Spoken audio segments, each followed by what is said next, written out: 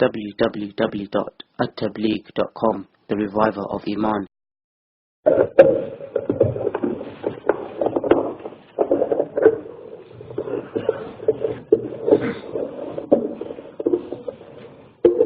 الحمد لله رب العالمين والصلاة والسلام على سيد الأنبياء والمرسلين وعلى آله وصحبه أجمعين أما بعد.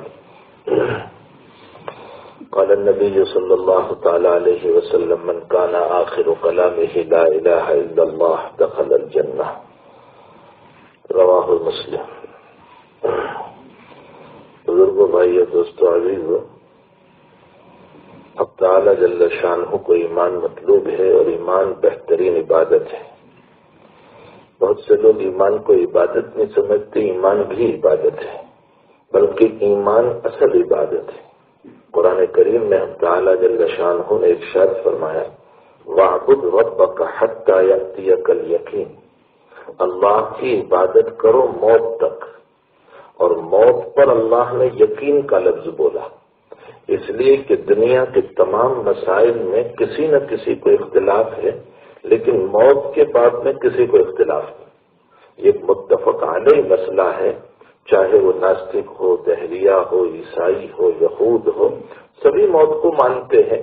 تو موت اپنی جگہ ایک مسلم مسئلہ ہے، اس لیے قرآن نے اس کو یقین سے تعبیر کیا اور ایمان کو عبادت سے تعبیر فرمایا. معلوم ہوتا ہے کہ ایمان عبادت ہے، اور تعالی شانہ ارشاد فرماتے ہیں کہ تیرا ایمان موت تک رہنا چاہیے. دیکھو، ایک مسئلہ سمجھو، بہت سی عبادتیں بہت سے موقع پر معاف ہو جاتی ہیں.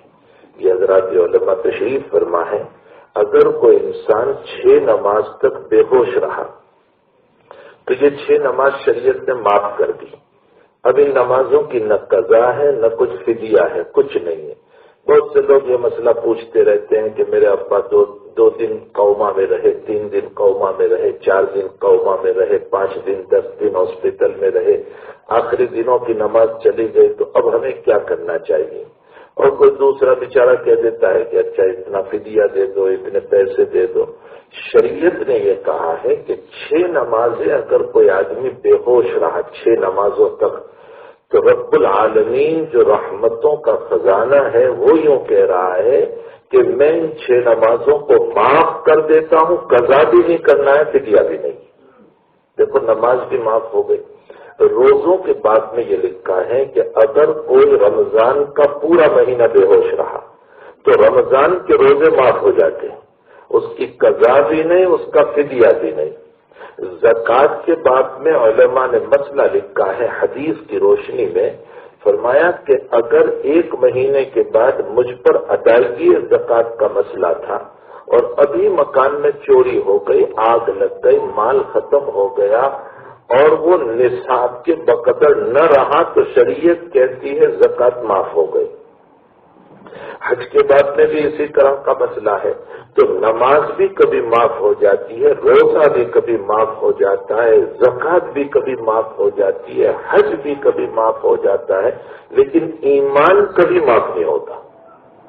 حتیٰ کہ قرآن نے یہ کہا کہ کسی کافر نے، مردود نے تمہیں پکڑ لیا اور پکڑنے کے بعد تمہارے پاس کلمات کفر بلوانے لگا، جیسے آج کل کے حالات میں بہت سی جگہوں پر آپ دیکھتے ہیں، اس کی ویڈیوز بھی اور اس کی کلپیں بھی ریلیز ہوتی رہتی ہے، جس کے اندر آپ دیکھتے ہیں کہ کوئی اللہ کو گالی بلواتا ہے، کوئی نبی پر گالی بلواتا ہے، کوئی قرآن پر، کوئی کس پر، اس طرح کی باتیں ہوتی رہتی ہے. شریعت مطہرہ نے یوں کہا کہ اس موقع پر بھی تو اپنی جان کو بچانے کے لیے زبان سے وہ کلمے بول دے جو وہ بلوا رہا ہے، لیکن دل میں پھر بھی ایمان ہونا چاہیے. وَقَلْبُهُ مُطْمَئِنٌ بِالْإِيمَانِ، تیرا دل جو ہے وہ ایمان پر مطمئن ہونا چاہیے. زبان سے ان کلمات کو بول دے، جے رام جی، جو کچھ اس نے بلوایا وہ بول دے، لیکن اپنے دل کے اندر ایمان ہونا چاہیے. ایمان کبھی بھی معاف نہیں. حتیٰ کہ فرمایا عالم سکرات میں تو پہنچ گیا، آخری لمحات تیرے چل رہے، تو نبی کریم صلی اللہ علیہ وسلم کا ارشاد گرامی ہے کہ اس موقع پر بھی اپنے مرنے والے کو کلمے کی تلقین کرو، لقنوا موتاکم بلا الہ الا اللہ، اپنے میت کو لا الہ الا اللہ کی تلقین کرو، اس مرنے والے کو لا الہ الا اللہ کان میں پڑھو، اگر ہوش و حواس ہوگا پڑھ پائے گا، نہیں ہوش و حواس ہے تو خیر اللہ کی مرضی، وہ قوما میں ہے، بے ہوش ہے، کوئی عرض نہیں، ہم اپنی ذمہ داری پوری کر لیں۔ لقنوا موتاکم بلا الہ الا اللہ۔ تو ایمان ایک ایسی چیز ہے جو کبھی معاف نہیں ہوتی۔ پھر دوسری بات، جہاں جہاں روایتوں میں آیا ہے کہ من کان آخر کلامہ لا الہ الا اللہ من قال لا الہ الا اللہ، وہاں صرف لا الہ الا اللہ مطلوب نہیں ہے بلکہ محمد الرسول اللہ بھی مطلوب ہے۔ اس لیے کہ وقت عبد القیس ایک قبیلہ تھا، اس کے کچھ احباب حضور کی خدمت میں تشریف لائے، اس کو وقت عبد القیس کی روایت کہی جاتی ہے۔ تو اس روایت میں ہے، حضرت نے فرمایا، انہوں نے سوال کیا کہ حضرت ہم آپ کے پاس بار بار نہیں آ پائیں گے، اس لیے ہمیں آپ کوئی جامع بات بتا دیں، ہم اپنے مقام پر اپنے علاقے میں رہ کر عمل کریں۔ تو حضرت نے فرمایا آمرکم باربعین وانہاکم باربعین، میں تمہیں 4 باتوں کا حکم دیتا ہوں اور 4 باتوں سے منع کرتا ہوں۔ جن 4 باتوں کا حکم دیا اس میں فرمایا الایمان باللہ۔ پھر حضرت نے فرمایا من ایمان، جانتے ہو ایمان کیا ہے؟ وہ کہنے لگے اللہ و رسول عالم، اللہ اس کا رسول بہت جانتا ہے۔ تو حضرت نے فرمایا کہ ایک اللہ پر ایمان لانا اور میری رسالت پر ایمان لانا۔ معلوم ہوتا ہے کہ صرف لا الہ الا اللہ ایمان میں مطلوب نہیں ہے بلکہ محمد الرسول اللہ بھی ایمان میں مطلوب ہے۔ یہ دونوں ہی جب ہوں گے تو ایمان ہوگا، اور دونوں میں سے ایک جز بھی نہیں رہا، ایک بھاگ بھی نہیں رہا تو ایمان نہیں ہو سکتا ہے۔ ایک آدمی پکا توحید کا قائل ہے، لا الہ الا اللہ، اللہ کے علاوہ کسی کو نہیں مانتا، لیکن محمد الرسول اللہ تو نہیں مانتا، تو ایمان نہیں ہو سکتا ہے۔ اور اگر ایک آدمی محمد الرسول اللہ پر دل و جان سے فدا ہے، حضرت کی ذات پر فدا ہے، لیکن اللہ کو نہیں مانتا تو وہ بھی ایمان نہیں ہو سکتا۔ لا الہ الا اللہ بھی مطلوب ہے اور محمد الرسول اللہ بھی مطلوب ہے، اور پھر آپ کی رسالت پر ایسا ایمان کہ آپ کے بعد کوئی نبی نہیں، یہ ہے ایمان۔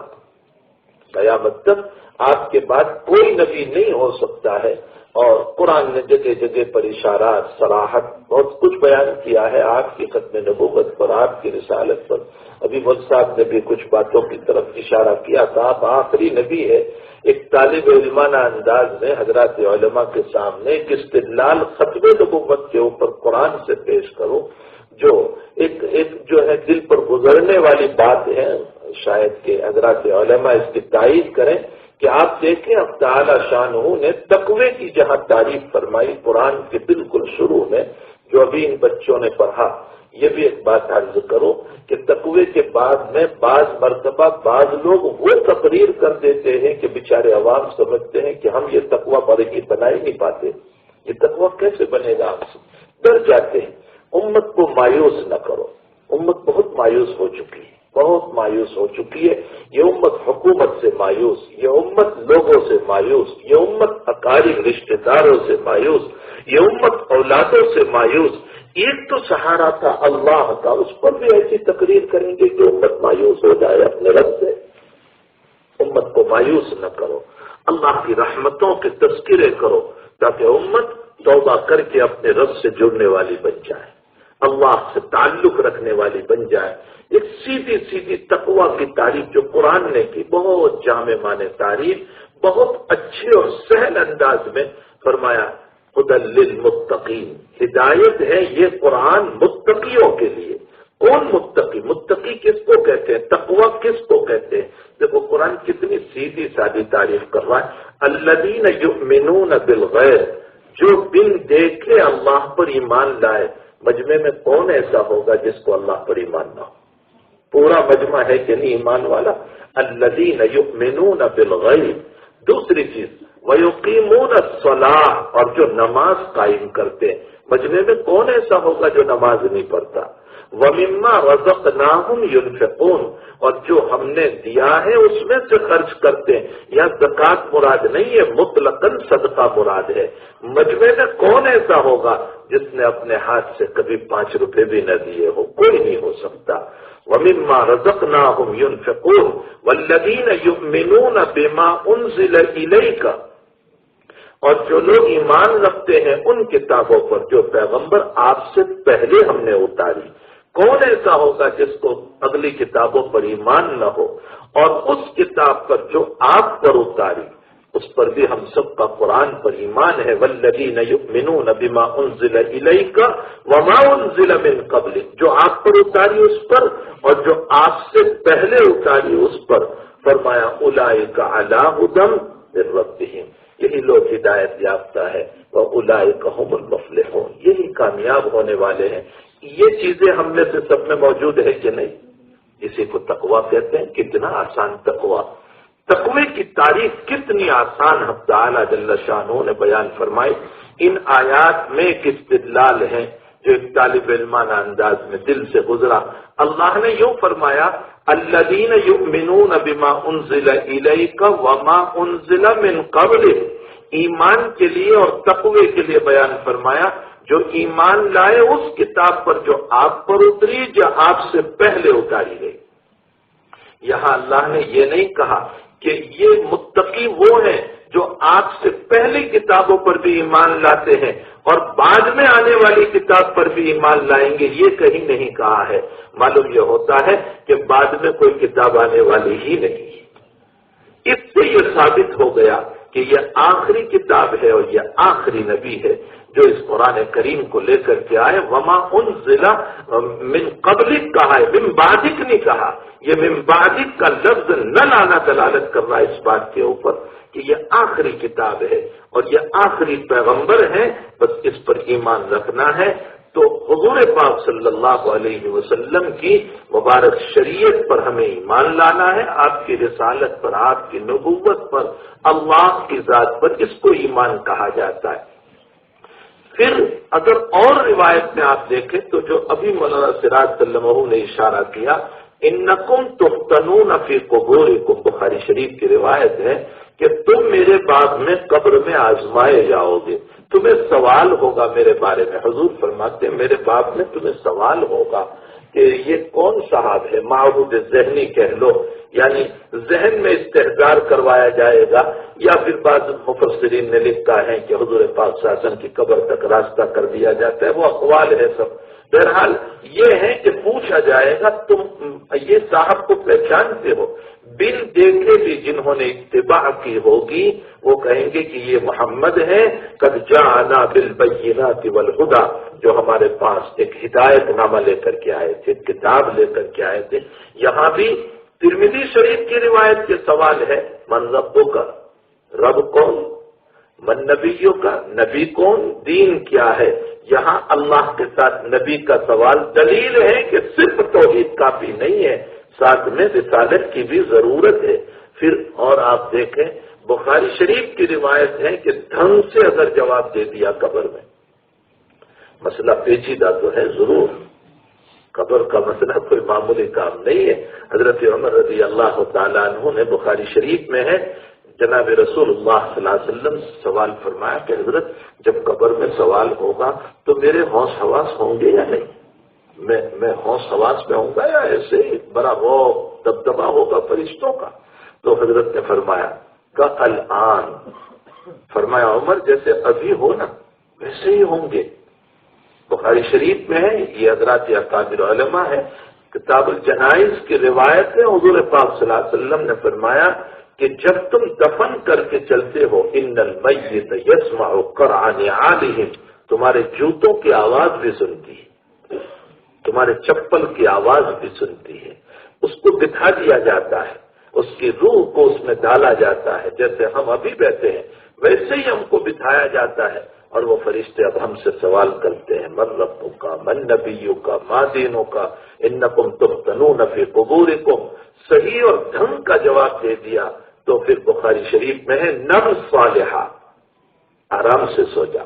اور کچھ روایتوں میں نم کا نومت العروس، ایسے سو جا جیسے پہلی رات کی دلہن سوتی، سکون سے سو جا. اور اس میں مناسبت، مشابہت اور ربط، علماء نے یہ بیان فرمایا کہ جیسے پہلی رات کی دلہن کو اس کے صبح میں اس کے شوہر کے علاوہ اٹھانے والا کوئی نہیں، اسی طرح نیک بندے اور نیک بندی تو بھی آرام سے قبر میں سو جا، اب قیامت تک تیرے محبوب مولا کے علاوہ اٹھانے والا کوئی نہیں ہوگا، تو سکون کے ساتھ سو جا۔ اور دوسری وجہ بیان فرمائی کہ جب اس کا شوہر صبح میں اس کو اٹھاتا ہے تو اس کی پہلی نظر اپنے شوہر پر پڑتی ہے دلہن کی۔ اس روایت میں اشارہ کیا گیا اس بات کی طرف کہ تو بھی قیامت میں اٹھے گا تو تیری پہلی نظر اپنے محبوب مولا کے اوپر پڑے گی۔ یہ مناسبت حضرات صوفیہ نے اس میں بیان فرمائی ہے۔ تو بہرحال لا الہ الا اللہ بھی مطلوب ہے اور محمد رسول اللہ بھی مطلوب ہے، دونوں کو اگر کریں گے تو ایمان ہوگا۔ کسی ایک جز پر عمل کیا تو ایمان نہیں ہو سکتا ہے۔ اسی ایمان کو ہماری زندگی میں اتارنے کے لیے، بتلانے کے لیے، تعلیم کے لیے اس مقدس قرآن کو اتارا گیا۔ یہ جو مقدس قرآن ہے وہ اسی لیے اتارا گیا تاکہ ہمیں اپنا ایمان بتایا جائے۔ قرآن کا کوئی پیج اور کوئی ورق خالی نہیں ہوگا جس پر ایمان کا تذکرہ نہ ہو، جس پر ایمان کا بیان نہ کیا گیا ہو، جس میں حق تعالیٰ نے ایمان کا مطالبہ نہ رکھا ہو، جس میں اللہ نے اپنی محبت کا مطالبہ نہ رکھا ہو، اپنے ماننے کی باتوں کو نہ رکھا ہو اور اپنے محبوب صلی اللہ علیہ وسلم کی طرف اشارات یا صراحت سے ذکر نہ کیا ہو، کوئی پیج ہم کو نہیں ملے گا۔ معلوم یہ ہوتا ہے کہ قرآن کا نزول ہوا ہے میرے اور آپ کے ایمان کو بنانے کے لیے۔ پھر اس کے بعد قرآن جب کتاب ہدایت ٹھہری، ہدایت کی کتاب، ہدایت کا معنی رہنمائی، یعنی یہ قرآن جو ہے ہماری رہنمائی کرنے والا ہے۔ کس میں رہنمائی کرے گا؟ فرمایا ایمان میں رہنمائی کرے گا۔ کیسے رہنمائی کرے گا؟ فرمایا یاد رکھو ایک اللہ کے علاوہ کسی اور کو کسی طرح تم ماننے والے نہ بنو، کسی طرح نہیں، حتیٰ کہ شرک اصغر بھی نہ ہو۔ شرک اصغر کا معنی ریاکاری جس کو کہا جاتا ہے کہ یہ راضی ہو جائیں، یہ راضی ہو جائیں، یہ راضی ہو جائیں۔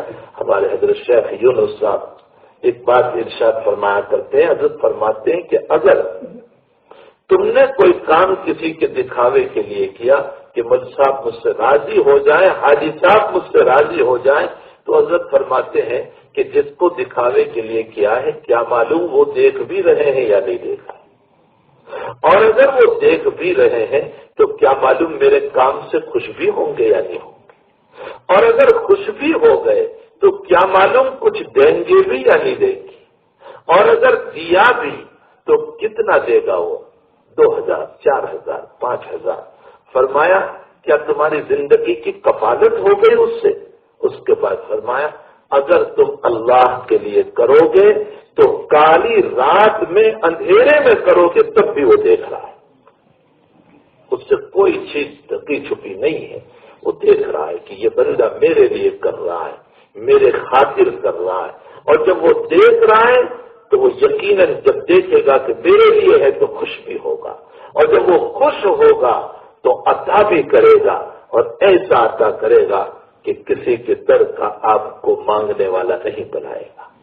فرمایا اس اللہ کے لیے کرو، تو شرک کے اصغر سے بھی اپنے آپ کو بچاؤ، یہ بھی ایمان کے خلاف ہے۔ اسی طریقے سے جو ایمان کے خلاف طرق ہیں، کسی مزار پر جا کر کے اولاد مانگنا، کسی سے کیا مانگنا، کسی سے کیا مانگنا، دنیا کی اگر آپ غور کریں اور کوئی اجمیر گیا ہو تو وہاں اجمیر میں ایک شعر کندہ کیا ہوا ہے پرسین میں، فارسی میں، اس کا میننگ یہ ہوتا ہے کہ جب تک معین الدین چشتی دنیا میں نہیں آئے تھے وہاں تک تقدیر قلم سے لکھی ہوئی ساری چیزیں لوح محفوظ میں تھی، اور جب معین الدین چشتی دنیا میں آ گئے تو اللہ تعالیٰ نے ساری مقدرات کے دفتر کو معین الدین چشتی کے قدموں میں ڈال دیا۔ آج بھی یہ شعر لکھا ہوا ہے اجمیر کے اندر۔ اس کا مطلب یہ نکلا کہ گویا اب اللہ کے پاس تقدیر کا مسئلہ نہیں رہا، بلکہ اللہ سارا مسئلہ تقدیر کا معین الدین چشتی کے پاس آ گیا۔ کون معین الدین چشتی میری اور آپ کی تقدیر کو بدل سکتا ہے، بنا سکتا ہے؟ جب نبی کو اللہ نے یوں کہہ دیا انک لا تہدی من احببت ولکن اللہ یہدی من یشاء، پیغمبر تم جس کو چاہے ایمان نہیں دے سکتے ہو، میں جس کو چاہوں گا ایمان دوں گا۔ نبی اپنے چچا کو ایمان نہیں دے سکے تو معین الدین چشتی کیا دے سکتے ہیں؟ عبد القادر جیلانی کے بعد میں ایک واقعہ بہت مشہور ہے، اور جو ہے بعض طبقے کے لوگ اس کو بڑے جوش و خروش سے بیان کرتے ہیں کہ جو عبد القادر جیلانی سے مصافحہ کر لیتا اس کو موت نہیں آتی تھی، وہ زندہ رہتا تھا۔ تو ایک عورت تھی، اس نے اپنے بیٹے کو مسافر کے لیے بھیجا اور دوسرے دن وہ بچہ مر گیا تو وہ عورت روتی ہوئی بچے کو اٹھا کر لے گئی اور کہا آپ کی ملاقات کے بعد تو موت نہیں آتی اور اس کو تو موت آ گئی، اس کو آپ زندہ کر دیجئے۔ کہا نہیں یہ نہیں ہو سکتا ہے، تیرا بچہ یوں ہے۔ کہا نہیں آپ کو زندہ کرنا ہوگا۔ تو کچھ لاشیں پڑی ہوئی تھی، یوں کہا کہ اس میں تیرے بچے کو سلا دے۔ بچے کو سلا دیا اور اس کے بعد یوں دم کیا، پھونک ماری تو وہ سارے کے سارے زندہ ہو گئے، بچہ بھی زندہ ہو گیا اور دوڑتے ہو گئے۔ عبد القادر جیلانی سے پوچھا گیا کہ یہ تم نے کیسے کیا؟ تو کہا اسرائیل روحوں کو لے کر کے جا رہے تھے، میں نے اس کے ہاتھ سے تھیلی کو چھین لیا اور ان روحوں کو اس میں داخل کر دیا۔ وہ طبقہ تو اس واقعے کو بیان کرتا ہی ہے، ہمارے کچھ علماء بھی بطور کرامت اس کو بیان کرتے، لا حول ولا قوت الا باللہ۔ نہیں ہو سکتا یہ مسئلہ، نہیں ہو سکتا ہے۔ ایسی باتیں بھی ہم بیان نہ کریں جس سے امت غلط راستے پر چلی جائے، امت غلط سبق لے لے۔ یہ غلط واقعہ ہے جو بیان کیا جاتا ہے۔ حقیقت یہ ہے کہ آپ اس کو پرکھو گے قرآن اور حدیث کی روشنی میں تو یہ واقعہ آپ کو غلط ثابت ہوگا۔ میرے بھائیو، حقیقت یہ ہے کہ میں نے اپنے طلباء کو بخاری میں ایک بات بتائی تھی اور ہر سال میں بتاتا ہوں کہ یاد رکھیں بزرگوں کے حالات امت کے لیے یہ قابل اتباع نہیں ہے۔ قابل اتباع صرف محمد رسول اللہ صلی اللہ علیہ وسلم کی ذات گرامی ہے، آپ کا قول، آپ کا فعل۔ ہاں، بزرگوں کے وہ حالات جو قرآن اور حدیث پر منطبق ہوتے ہیں وہ تو ہے قابل اتباع، اور اگر وہ نہیں ہے تو قابل اتباع نہیں ہو سکتے۔ روایت میں آتا ہے کہ بخاری شریف میں ہے کہ اللہ کے حبیب کو ایک عورت نے چادر پیش کی، اور چادر کا مطلب عبا تھا اس زمانے کا، اور اس کا جو یہ دامن ہوتا ہے نا، یہ پتیاں وغیرہ، اس پر جھالر بنائی تھی، یہاں بہترین ڈیزائن تھی۔ وہ حضرت کی خدمت سے پیش کی اور عورت نے یوں کہا کہ حضرت میں نے خاص یہ چادر کی جھالر اپنے ہاتھوں، چادر نہیں بنائی، چادر کی جھالر میں نے اپنے ہاتھوں سے آپ کے لیے بنائی۔ روایت میں ہے حضرت نے یوں جھک کر لیا، اس کے ہدیے کو یوں جھک کر لیا، امت کو تعلیم دی۔ اتنے بھی ہدیے کے باب میں مستغنی اور بے نیازی نہ بتاؤ، اللہ کو یہ ادا پسند نہیں ہے۔ حضرت کو کیا ضرورت تھی کہ ایسے جھک کر کے دیتے؟ حضرت کے پاس تو ہدایا اور تحائف بڑے بڑے بادشاہوں کے آگے تھی، لیکن حضرت نے جھک کر لیا اور امت کو بتایا کوئی ہدیہ دے، چاہے معمولی ہو چاہے بڑا ہو چھوٹا ہو، اس کو بہت ہی اہمیت کے ساتھ قبول کرنا چاہیے۔ یہ نبی کریم صلی اللہ علیہ وسلم کی تعلیم ہے، بلکہ حضرت مفتی شفیع صاحب رحمۃ اللہ علیہ نے اپنے ملفوظات اور کشکول میں کسی جگہ فرمایا ہے کہ دنیا میں سب سے بہتر برکتوں والی اگر کوئی آمدنی ہے تو وہ بغیر تمنا کے آیا ہوا ہدیہ ہے، یعنی جس پر ہماری تمنا نہ ہو، لالچ نہ ہو کہ نہیں یہ کچھ دے جائیں گی، یہ لالچ نہ ہو، اور پھر کسی نے دیا۔ مفتی شفیع صاحب رحمۃ اللہ علیہ نے لکھا ہے بہت ہی زیادہ برکت والی وہ چیز ہے، آگے حضرت مفتی صاحب کا جملہ سنیں، جس نے ایسے ہدیے سے استغنائیت برتی، منہ پھیرا، توجہ نہیں کی، فرمایا خطرہ ہے کہ اللہ زندگی میں اس کو فقیر نہ بنا دے، اس لیے کہ اللہ کی طرف سے آیا ہوا تھا، عنایت تھی حق تعالی شانہ کی طرف سے۔ تو حضرت نے یہ جھک کر اس کو قبول فرمایا اور اپنے زیب تن فرمایا اس کو اور مجلس میں تشریف لائے۔ صحابی کہنے لگے یار سننا کپڑا بڑا اچھا معلوم ہو رہا ہے، چادر بڑی اچھی معلوم ہو رہی، مجھے عنایت فرما دے آپ۔ تو حضرت نے کہا اچھا میں دوسرا اپنا آبا لے لیتا ہوں۔ اندر تشریف لے گئے تو اور صحابہ نے ان سے کہا کہ جو چیز حضرت کو پسند تھی وہ تم نے مانگ لی، تو وہ صحابی یوں کہہ رہے کہ میں نے اس لیے نہیں مانگی کہ چادر بدن ہے، میں نے اس لیے مانگی کہ اللہ کے نبی کے بدن سے لگ چکی ہے، میں اس کو اپنا کفن بناؤں گا، اس لیے میں نے مانگی۔ اب یہ ساری بات حضرت سن رہے، اس لیے کہ حضرت کا مکان کوئی بہت بڑا تھوڑا ہی تھا، وہی جو ابھی آرام فرمائے، آپ تشریف فرمائے، وہی آپ کا حجرہ شریف، آپ کا مکان تھا۔ حضرت تشریف لے گئے تو ساری باتیں حضرت یہ سن رہے، لیکن آپ نے اس صحابی کو منع نہیں فرمایا کہ تم کفن کیسے بناؤ گے، ابھی حیاتی میں کفن کیسے تیار کر لو گے۔ اس سے علماء نے مسئلہ نکالا کہ اگر کوئی اپنی حیاتی میں اپنا کفن تیار کر لیں تو جائز ہے، یہ تو حدیث سے ثابت ہوا، بالکل جواز ہے، اپنی حیاتی میں اپنا کفن تیار رکھو، اور اس لیے بھی رکھنا چاہیے تاکہ موت کا استحضار رہے۔ لیکن بعض بزرگوں کے بات میں یہ لکھا ہے کہ وہ اپنی قبر بھی تیار رکھتے تھے اور اس میں جا کر سویا کرتے تھے، یہ حدیث سے منطبق نہیں ہوتا ہے، اس لیے یہ بزرگوں کا حال ہے جو امت کے لیے قابل عمل نہیں ہوگا۔ مطلب یہ ہے کہ یہ ان پر ایک غلبہ ہوا ہوگا اور اس غلبے کی وجہ سے انہوں نے یہ کام کیا ہوگا۔ بہرحال ہمارے وہاں شریعت وہی ہے جس کو آقا نے فرمایا، حضور پاک صلی اللہ علیہ وسلم نے جس کو فرمایا۔ تو ایمان نام ہے لا الہ الا اللہ محمد الرسول اللہ صلی اللہ علیہ وسلم کا، لا الہ الا اللہ میں کوئی شرک نہ آئے، کوئی شرک ہمارا نہ آئے۔ اور محمد الرسول اللہ کا مطلب یہ ہوتا ہے، رسول کا معنی ہے قاصد، رسول کا معنی قاصد ہے، محمد اللہ کے قاصد ہے، بھیجے ہوئے ہیں۔ ظاہر سی بات ہے کہ جب ہم نے آقا صلی اللہ علیہ وسلم کو اللہ کا قاصد اور نائب مان لیا تو لامحالہ اب یہ ماننا پڑے گا کہ محمد جو بول رہے ہیں وہ وہی سے بول رہے ہیں، ان کے قاصد ہیں، ان کے نمائندے ہیں۔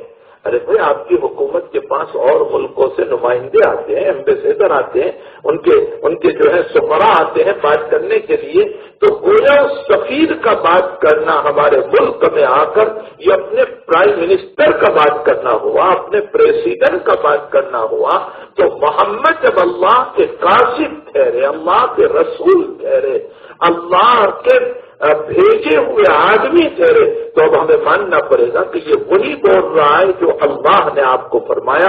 اسی کو قرآن میں فرمایا ما ينطق عن الهوى ان هو الا وحی یوحی، وہ جو بولتے ہیں اللہ کی طرف سے بولتے ہیں۔ اب آپ اس قرآن کریم کے اندر جتنی باتیں ہیں وہ حضور پاک صلی اللہ علیہ وسلم نے ہمیں کر کے بتائی۔ حضرت عائشہ رضی اللہ تعالیٰ عنہ سے پوچھا گیا کہ حضرت کے اخلاق کیا تھے، تو حضرت عائشہ نے فرمایا خلقہ القرآن، آپ کے اخلاق قرآن کریم ہے۔ قرآن جو کہتا ہے، حضور پاک صلی اللہ علیہ وسلم کی زندگی۔ قاری طیب صاحب نور اللہ مرکزہ نے ایک بات لکھی ہے، اللہ نے دو قرآن اتارے، فرمایا ایک پڑھا جانے والا وہ قرآن ہے اور ایک چلتا ہوا قرآن جو محمد رسول اللہ ہے۔ تو یہ بھی قرآن ہے، اس قرآن کی اتباع کی ہمیں ضرورت ہے۔ لا الہ الا اللہ محمد رسول اللہ اور ساری باتیں قرآن کریم میں موجود ہیں۔ قرآنی تقاضوں پر عمل کرو۔ یہ جو مجالس قرآن پر ہوتی ہے بس اس میں یہی باتیں ہوتی ہے، قرآنی تقاضوں پر عمل کرو، نمازیں اپنی زندگیوں میں زندہ کرو۔ نماز سے بڑھ کر کوئی عبادت نہیں ہو سکتی، نماز کا اہتمام کرو، اور اس کے ساتھ ساتھ اور جو عبادت شریعت نے ہم پر رکھ کی ہے اس کا اہتمام کرو، اپنے ایمان کو مضبوط کرو اور اچھے اخلاق بناؤ۔ دیکھو اچھے اخلاق بہت بڑی چیز ہے۔ میں ابن قیم کے حوالے سے بات آپ کو سناؤں۔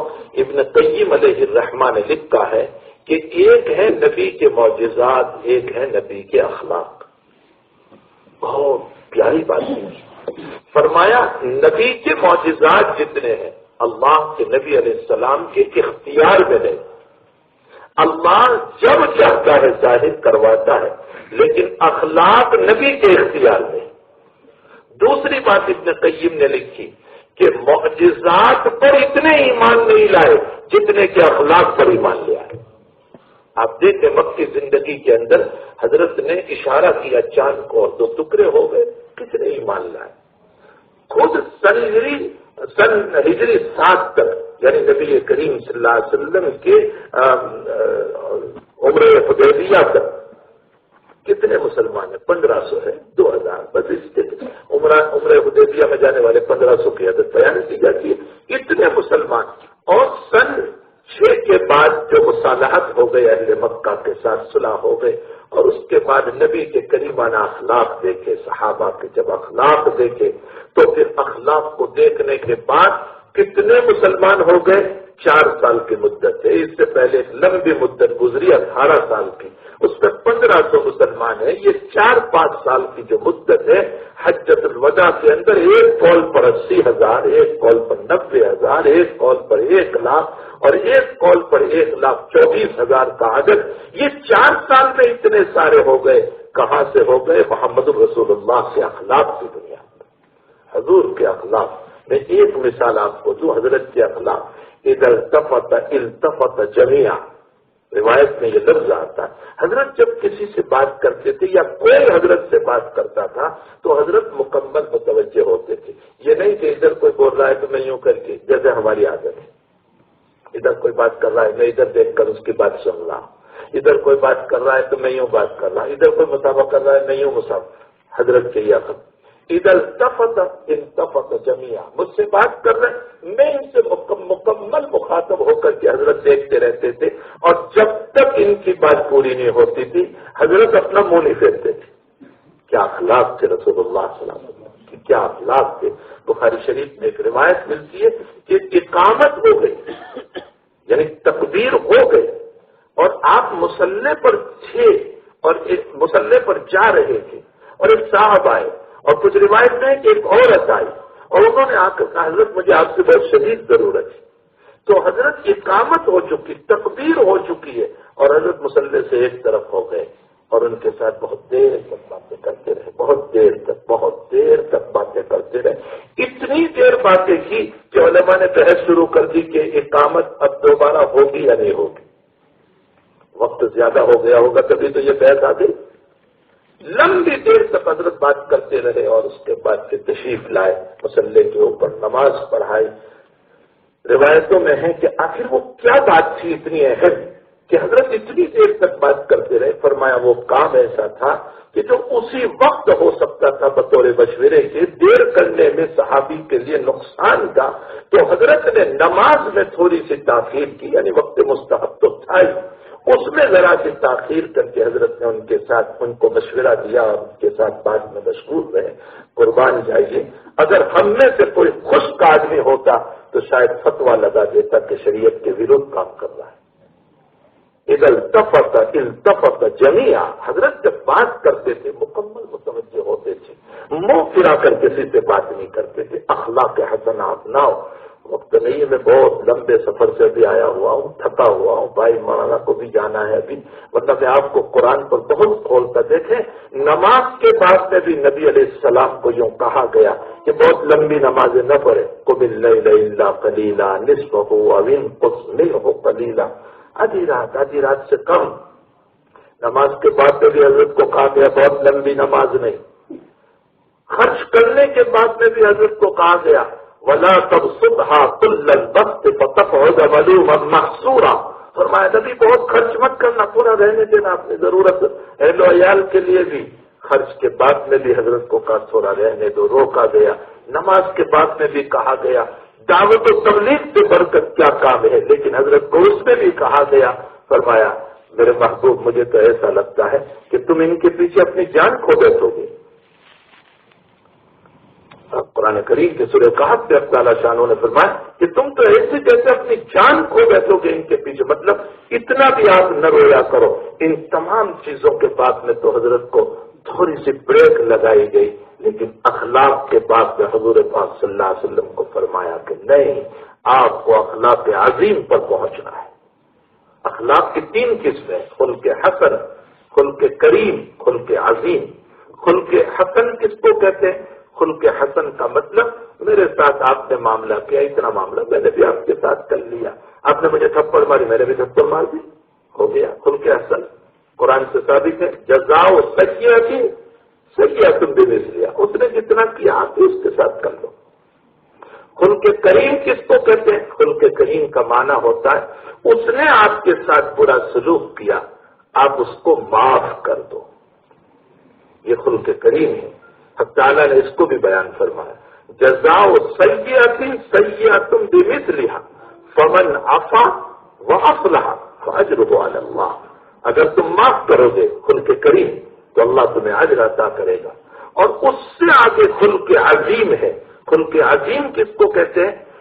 جس نے تمہارے ساتھ پورا معاملہ کیا اس کو صرف معاف کرنا نہیں بلکہ معاف کرنے کے ساتھ ساتھ کچھ احسان بھی کر دو، اس پر کچھ دے بھی دو کہ تم نے میرے ساتھ پورا معاملہ کیا، میں آپ کو احسان میں کوئی چیز دیتا ہوں۔ اس کو خلق عظیم کہا جاتا ہے۔ انک لعلی خلق عظیم، پیغمبر آپ خلق عظیم پر ہے۔ حسن بصری رحمۃ اللہ علیہ کی کسی نے غیبت کی تو حضرت حسن بصری رحمۃ اللہ علیہ نے کھجور کا ہدیہ بھیجا اور یوں کہا کہ تو نے مجھ کو جو ثواب دیا وہ تو میں نہیں دے سکتا ہوں، لیکن ادنا سی چیز پیش کر رہا ہوں اگر قبول فرمانے۔ اب عثمان ہارونی رحمۃ اللہ علیہ گزر رہے تھے ایک مرتبہ اور اوپر سے کسی نے بے خبری کے اندر چولہے کی راکھ ڈال دی تو شاگردان مریدان وہ پینا نہیں پرن مریدہ بھی پرانن کا حال ہوتا ہے۔ آپ پین چرائے حضرت یہ کون ہے جس نے یہ معاملہ آپ کے ساتھ کر لیا، ابھی اس کی خبر لیتے ہیں۔ حضرت نے فرمایا نہیں کوئی کام کی کچھ کہنے کی ضرورت نہیں۔ حضرت کا جملہ جو کتابوں میں لکھا ہے، فرمایا شاہ عبدالحق صاحب محدث دہلوی رحمۃ اللہ علیہ نے لکھا ہے، فرمایا کہ اس نے تو راگ گرائی، مالک کا احسان ہے، ورنہ تو میں آگ گرانے کے قابل ہوں، مجھ پر آگ گرائی جائے۔ تو بھائی خلق کریم اپنایا جائے، خلق عظیم، یہ قرآن میں بیان ہے۔ جزاء سیئۃ سیئۃ بمثلھا فمن عفا واصلح، اسی لیے پیغمبر صلی اللہ علیہ وسلم نے ارشاد فرمایا اللہ نے جس کو 4 چیزیں عطا فرمائی اس کو بہت بڑی نعمت مل گئی۔ 4 چیزیں یاد کر لو۔ فرمایا لسانا ذاکرا، ذکر کرنے والی زبان جس کو اللہ نے دے دی، گالی بولنے والی زبان نہیں، غیبت کرنے والی زبان، لسانا ذاکرا، ذکر کرنے والی زبان، چاہے قرآن پڑھو نماز پڑھو، یہ سب ذکر ہے۔ اچھی بات بولو، صلح کراؤ، کسی انسان کے درمیان مصالحت کرا دو، بہت اچھا، یہ سب ذکر ہے۔ لسانا ذاکرا وقلبا خاشعا، ڈرنے والا دل اللہ تعالیٰ نے، اور دوسری روایت میں فرمایا وقلبا شاکرا، شکر کرنے والا دل اللہ نے جس کو عطا کر دیا، چھوٹی نعمت بڑی نعمت اللہ کا شکر۔ اور نمبر 3 ارشاد فرمایا وبدنا صابرا، صبر کرنے والا بدن اللہ نے جس کو عطا فرمایا۔ مسائل تو آتے ہیں، پریشانیاں دنیا ہے آتی ہے، لیکن صبر کرنے والا بدن اللہ نے جس کو عطا کر دیا، بہت بڑی نعمت اللہ نے عطا کر دی۔ اور چوتھی نعمت وامرأۃ صالحہ، نیک عورت اللہ نے جس کو عطا کر دی۔ ذکر کرنے والی زبان، نمبر 2 شکر کرنے والا دل، نمبر 3 صبر کرنے والا جسم، اور نمبر 4 جس کو نیک عورت اللہ نے عطا کر دی۔ یہ نعمت عظما ہے۔ بہرحال میرے بھائیو، یہ ساری باتیں قرآن میں ہیں۔ قرآن اسی لیے ہمیں دیا گیا کہ ہماری رہنمائی ہو، ہدایت ہو ہماری۔ اب تعالیٰ جل شانہ جیسے ان بچوں نے اپنے سینے میں الفاظ کو اتارے ہیں، معانی کو بھی اتارنے کی توفیق عطا فرمائے، اور ہم تمام کو قرآن کا شوق پیدا ہو، رغبت پیدا ہو، قرآن پڑھو روزانہ۔ ہمارے حضرت سے جب کوئی بیت ہوتا ہے حضرت کچھ نہیں کہتے، پہلا سوال حضرت کا یہ www.attableek.com, the reviver of